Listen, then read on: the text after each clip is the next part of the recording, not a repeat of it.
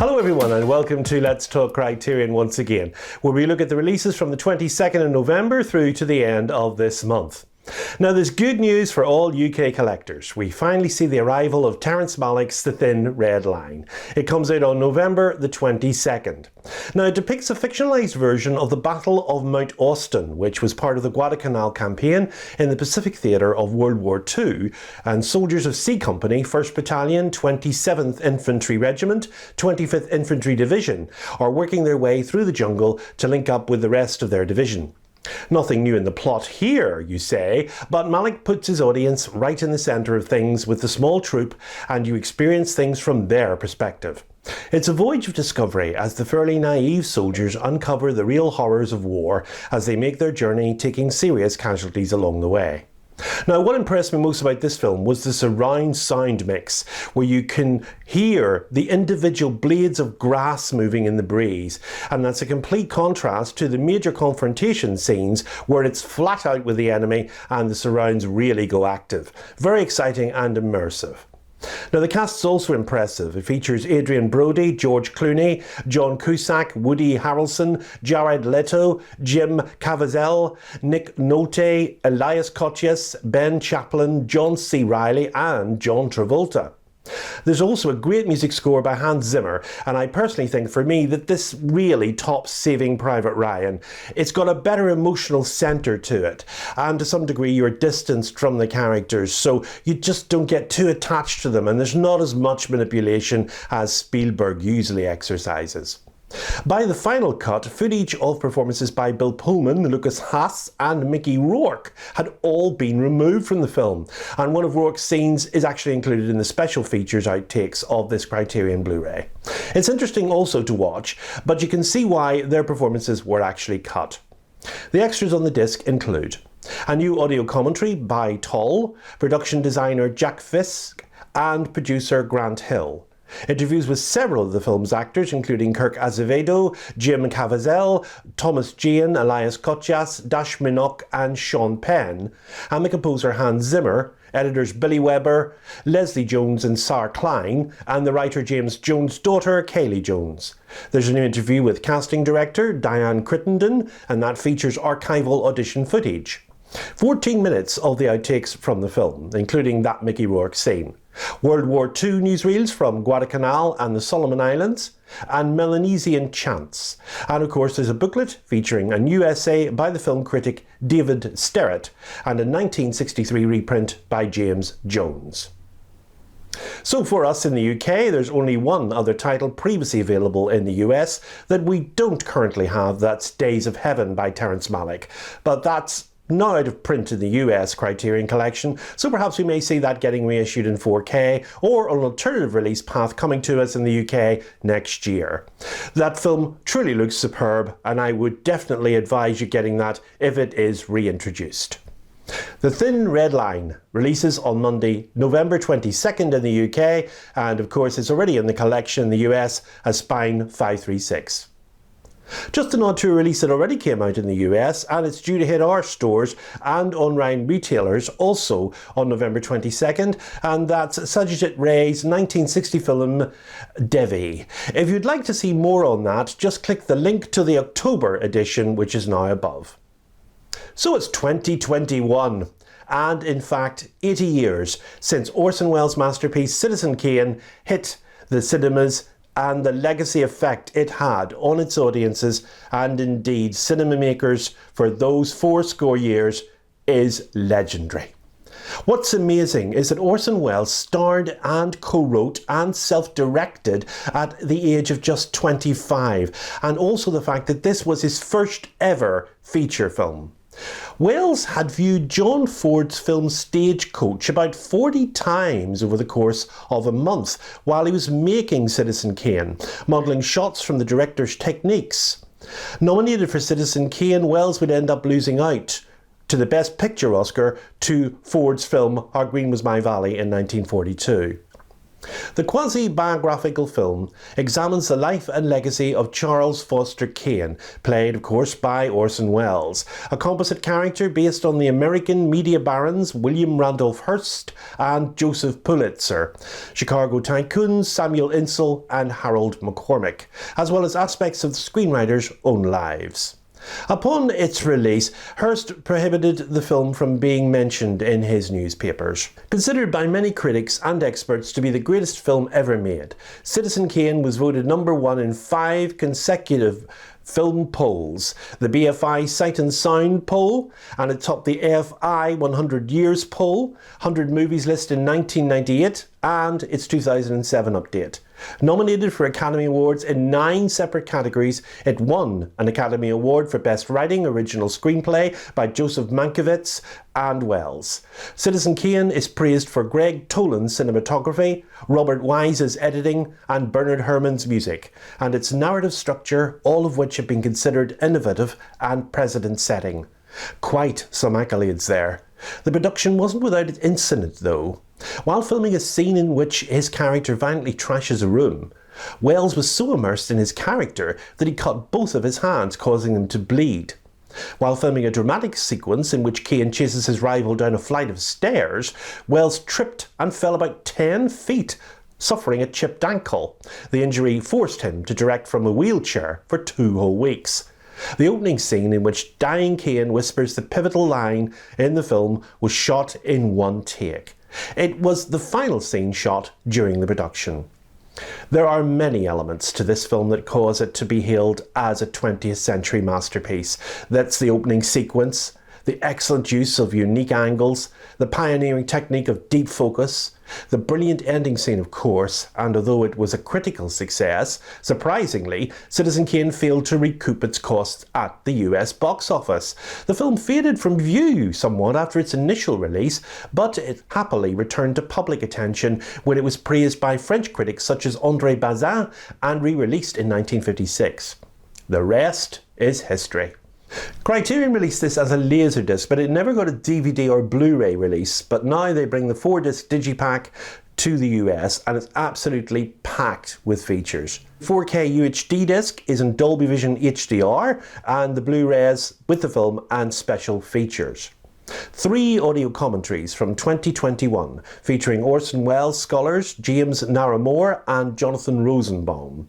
From 2002 featuring filmmaker Peter Bogdanovich, and from 2002 featuring film critic Roger Ebert. The complete Citizen Kane, a 1991 rarely seen feature-length BBC documentary. New interviews with critic Farron Smith-Name and film scholar Raquel J. Gates. New video essay by Orson Welles scholar Robert Carringer. New programme on the film's special effects by film scholars and effects experts Craig Barron and Ben Burt. Interviews from 1990 with editor Robert Wise, actor Ruth Warwick, optical effects designer Linwood Dunn, Bogdanovich, filmmakers Martin Scorsese, Henry Jaglom, Martin Ritt and Frank Marshall, and the cinematographers Alan Daviau, Gary Graver and Vilmos Zsigmond. News documentary featuring archival interviews with Welles, interviews with actor Joseph Cotton from 1966 and 1975. The Hearts of Age, a brief silent film made by Welles as a student in 1934. TV programmes from 1979 and 1988 featuring appearances by Welles and Mercury Theatre producer John Houseman.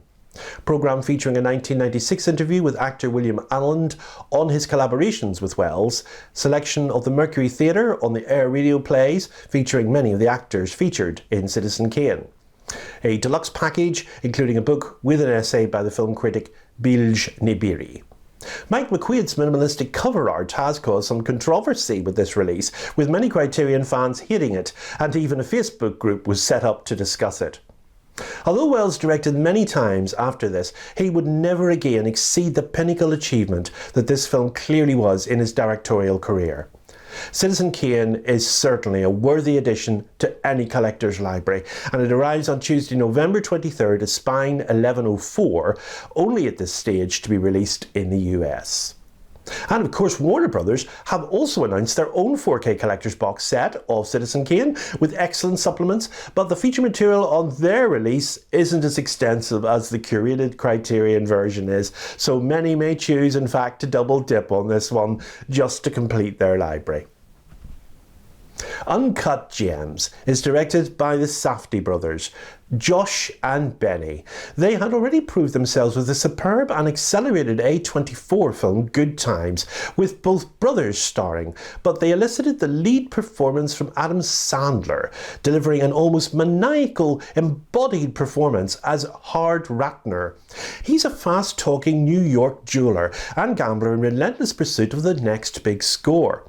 When he comes into possession of a rare opal, it seems hardship has finally come in. As long as he can stay one step ahead of his wife, Idina Menzel, who hates him, and his mistress, Julia Fox, who can't quit him, and a frenzy of loan sharks and hitmen who are closing in on him. Wrapping a vivid look at the old-school Jewish world of Manhattan's Diamond District within a kinetic thriller, Uncut Gems gives us one of the great characters in modern cinema, a tragic hero of competing compulsions on a shoot-the-moon quest to transcend his destiny. Now, this film was produced on Netflix and debuted on the streaming channel in 2019, with a rise to popularity and forcing many to re-evaluate Sandler as a serious performer. He had hitherto been responsible for light comedy performances, with the exception, of course, being his outing with Paul Thomas Anderson in Punch Drunk Love, also in the Criterion Collection. Josh and Benny Safdie conceived the film in 2009 and approached Adam Sandler to star. However, Sandler's manager rejected the film's script before Sandler got a chance to read it. In May 2016, it was announced that the Safdies would direct the film from a screenplay they wrote alongside Ronald Bronstein. The film's executive producers were Emma Tillinger-Kossoff and Martin Scorsese, and it was produced by Elara Pictures and RT Features. In May 2017, Jonah Hill joined the cast with Scott Rudin, Eli Bush and Sebastian Bear-McLeod, joining as producers, and A24, of course, distributing. His sheer desperation literally sweats through the celluloid, and it's largely thanks to the handheld camera work helmed by these two young brothers who take a page from Cassavetes and Scorsese. The film is audacious, thrilling and exhausting, and as to whether it needs a 4K release remains to be seen. But certainly, as a modern contemporary filmmakers, they deserve to be in any collector's library. Now, the extras on this release are, of course, the 4K UHD disc presented in Dolby Vision HDR. There's one Blu-ray with the film and special features. Audio commentary from 2019 featuring the Safdies, writer and editor Ronald Bronstein and the producer Sebastian Bear-McLeod. New interviews with the cinematographer Darius Conchi, costume designer Miyako Belize, production designer Sam Lincenso and the casting director Jennifer Venditti. Documentaries from 2019 and 2020 on the making of the film and soundtrack. Screen test featuring the actors Adam Sandler and Julia Fox. Goldman vs. Silverman, that's a 2020 short film by the Safdies featuring Sandler and Benny Safdie. Question and Answer, a 2020 short film featuring the Safdies, Sandler, actor Jason Bateman and comedy writer Megan Amram. Audition tapes, deleted and extended scenes, including a full performance of The Morning by The Weeknd, and a written essay by the film critic Jay Hoberman, and on the 4K and Blu-ray editions, a 2020 discussion of the film by the editorial staff of Jewish Currents magazine. Uncut Gems releases on 4K and Blu-ray on Tuesday 23rd November in the US only at its spine 1101. The final release of this month, and also a 4K offering as well, is the Alan and Albert Hughes film Menaces Society.